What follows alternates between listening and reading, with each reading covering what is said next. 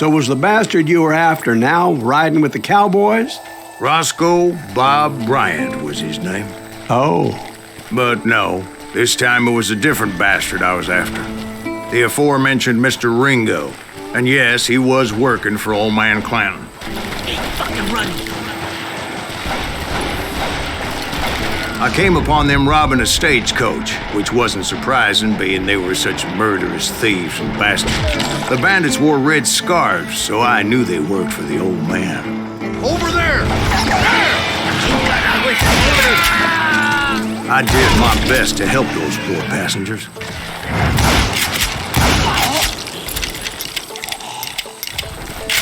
Get out of here!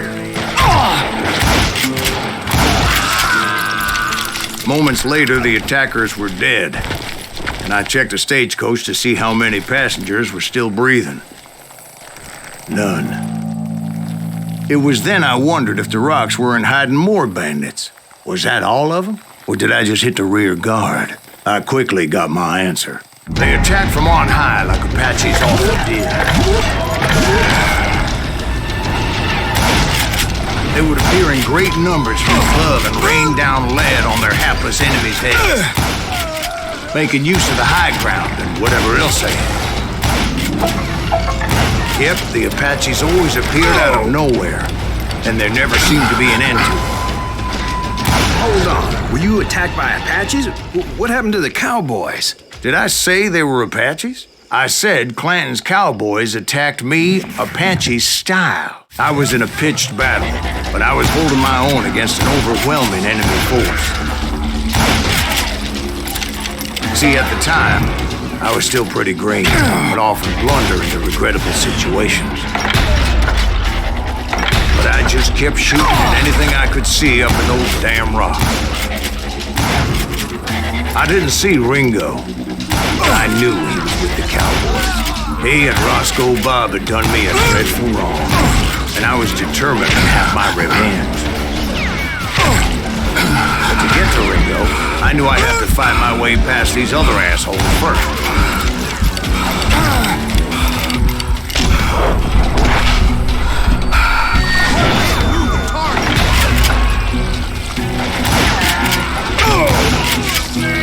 Unfortunately, I was running out of ammo. Another perfect example of my relative inexperience as a hunter of men. I immediately knew that a tactical retreat was called for, as my vengeful fury was much less impressive without the bullets to back it up.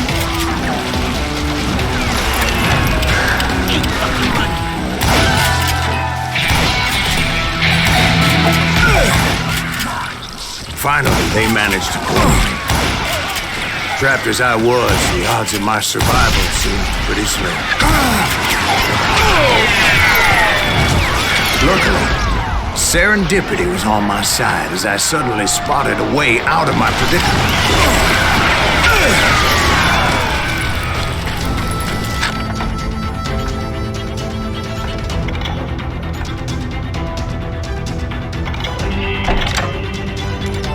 Hard to hit a moving target! I ran ahead as if the devil himself was after me. Bullets were whizzing by my ears, but I wasn't about to roll over and die. I just kept running like there was no tomorrow. Because there wouldn't be if Clanton and his men caught up with me. As I was scurrying around those caves, I thought, what was I thinking? Going up against a gang like this? I just kept running, not knowing where the hell I was going.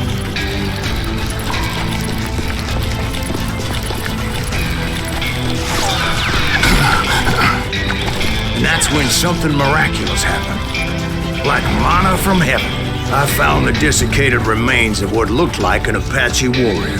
The old weapon next to him supplied me with some much-needed ammunition.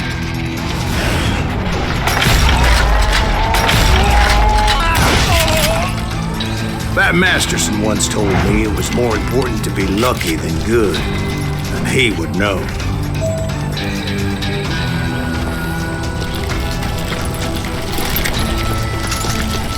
And imagine my surprise when I found a fistful of dynamite to go along with that ammo. That stroke of good fortune evened the odds and bolstered my confidence. It was time to turn the tables.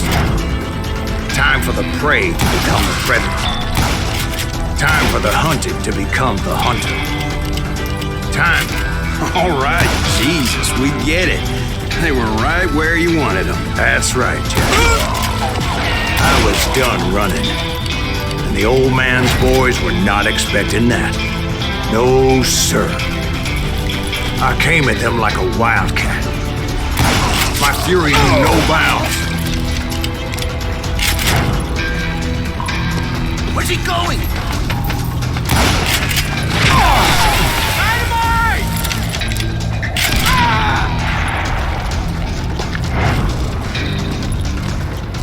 It was finally time for that old man to pay for his sins. What are you? Yeah?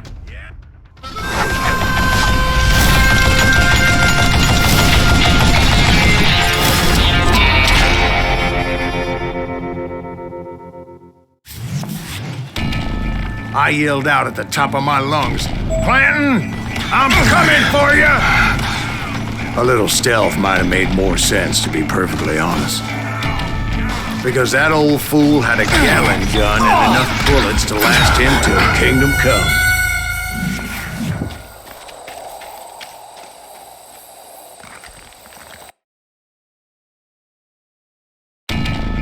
But I knew I could not let that deter me. Not if I was to find and kill Ringo. I needed to get that old man off that gun.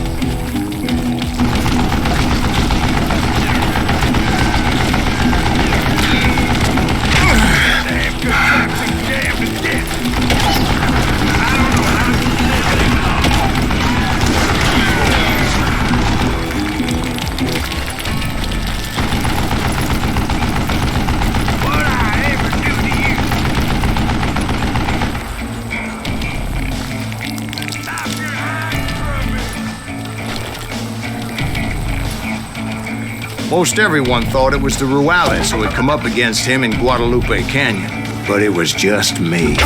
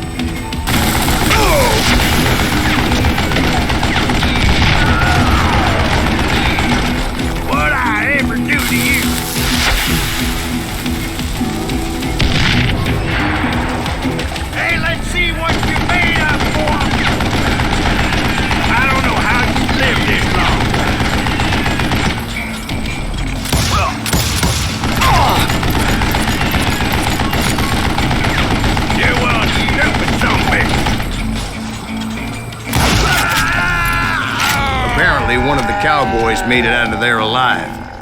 and told Ike and Billy Clanton that it wasn't a Mexican who took their father's life that day. They just assumed it was one of the Earps, and that little misunderstanding eventually led to that legendary gunfight at the OK Corral.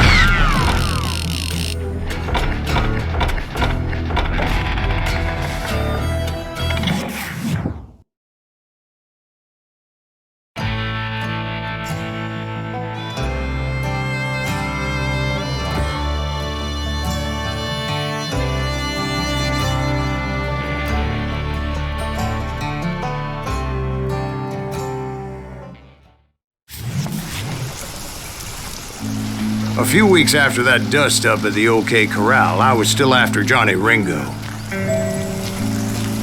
I had tracked him and the cowboys to their hideout at a sawmill, and they were loaded for bear. So what exactly did Johnny Ringo do to piss you off? Well, him and that other bastard. Roscoe Bob Bryant? Yep. They both deserve to die, and I promise I'll tell you why. But first I need to tell you about the Cowboys' new boss, Curly Bill Brocious. Earth's coming! Get ready, boys.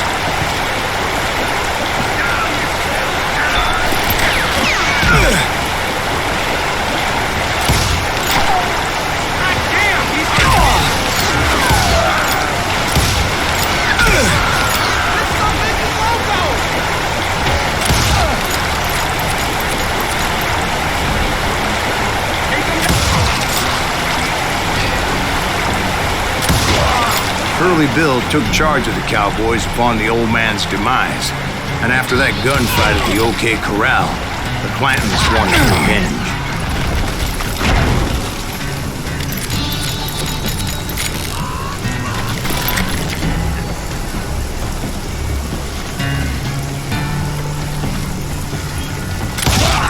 So they murdered Morgan Earp and grievously wounded his older brother, Virgil. God damn, he's hard to hit!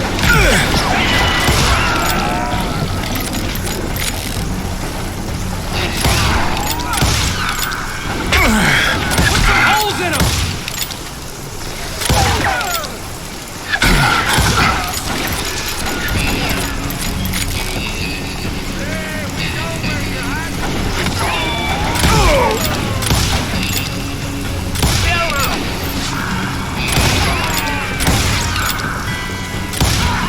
Wyatt and Doc went on what became known as the Vendetta Ride, hunting those outlaws down.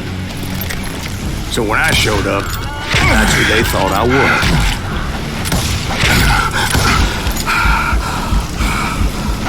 That ain't Herb, is it?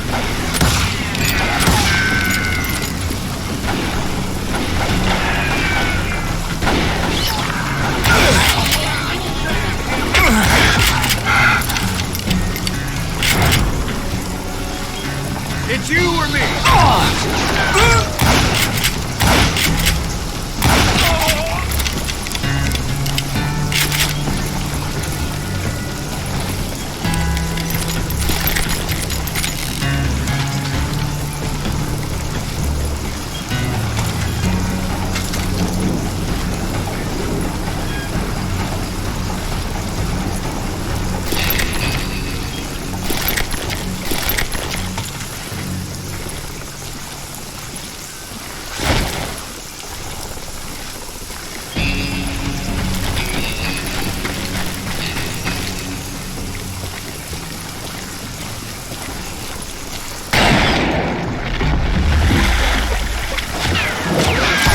Killers around every corner, all wearing red bandanas. That's how the Cowboys identified each other. And I was beginning to wish I had one myself. She can run, but she can't hide! But I wasn't about to let Ringo walk away unscathed. And that's what drove me forward. They say that Ringo was infernally fast.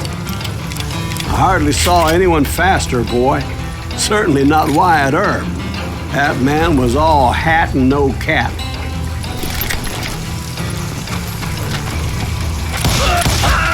Earp wasn't much of a match for him, but Doc Holliday might have taken it. That lunger should have kept his nose out of it. They never charged anyone for the murder of Morgan Earp. But everybody knew that Curly shot him in the back. That was common knowledge. Yeah, maybe so. But Ringo had nothing to do with it. He was just being loyal to a friend. Is that what you call it? Being loyal? Well, to get to that loyal friend, I had to pass by some buzzsaws as big as a man.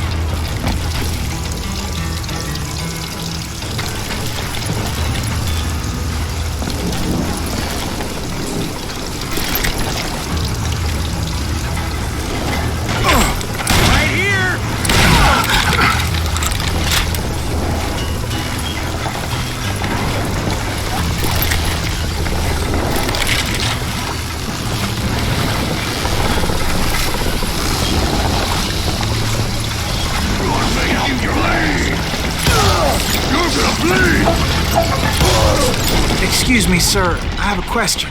What's that, Dwight? After old man Clanton died, why didn't his son take over the Cowboys? Because Ike Clanton was dumber than a box of rocks and a yellow belly to boot.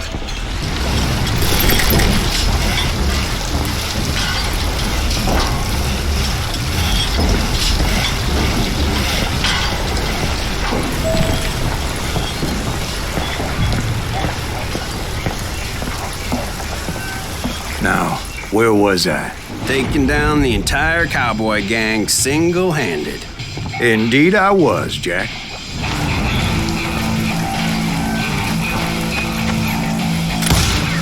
Then would somebody kill him?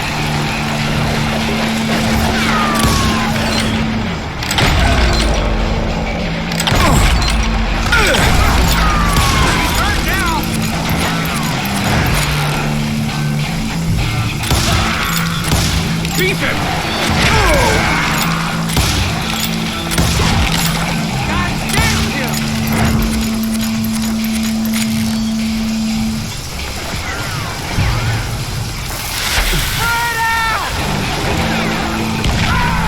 Though it wasn't easy, as those boys had good cover.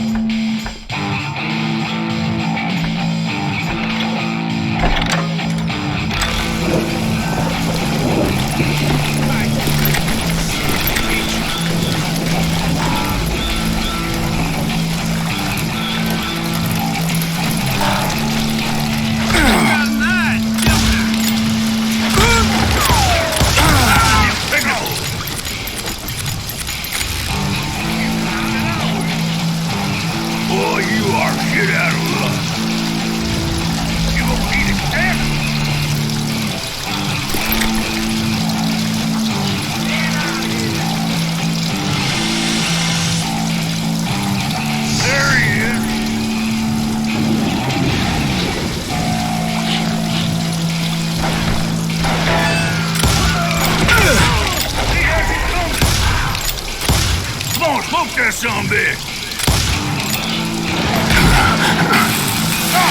Damn it!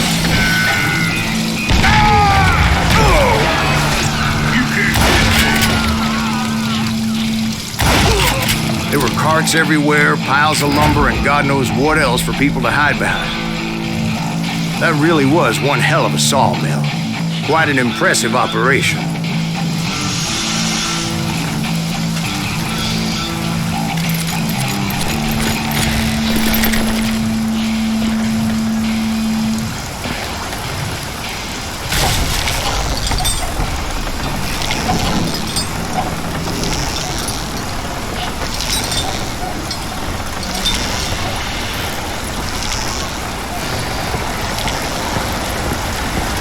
Where was Curly Bill? Did you see him?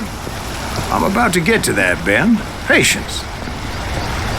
I'm painting a picture here. There was this beautiful waterfall and a crystal clear stream that led to a verdant valley that was truly... Consider your picture painted. What happened next? Well, finally the bastards that were still alive made a last stand.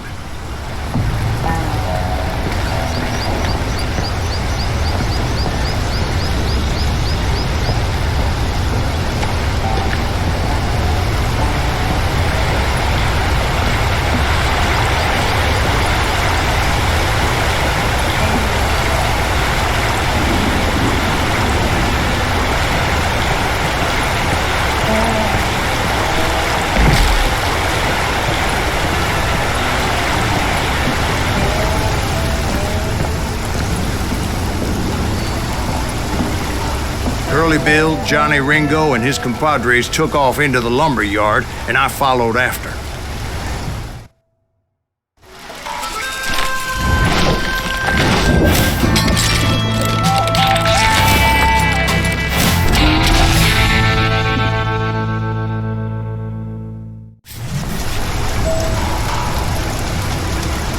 Are you saying they ran? Cowardice was not in Ringo nor Curly Bill's nature. No, sir. I never said they were running scared. They just wanted me out in the open.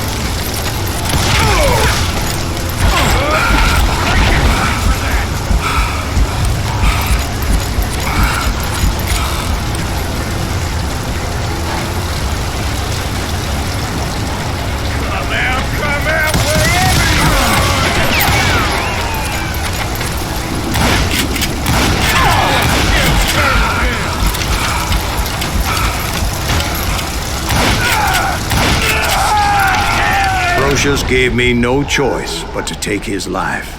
But Ringo was nowhere to be found. I knew you didn't kill Ringo, because he was found dead in a different location altogether. To this day, his killer is still unknown. Indeed. Took me a few months before I finally tracked his ass to West Turkey Creek Canyon.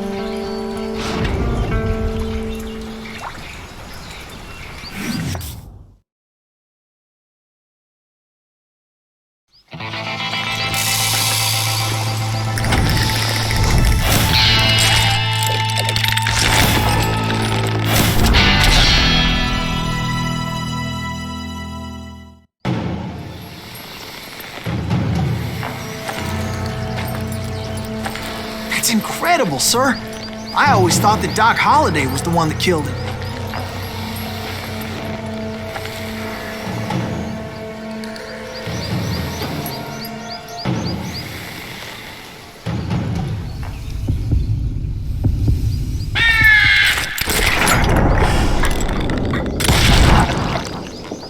Sorry I had to ruin the legend for you, boy. But the legend ain't always true. Doc Holliday had nothing to do with the death of Johnny Ringo.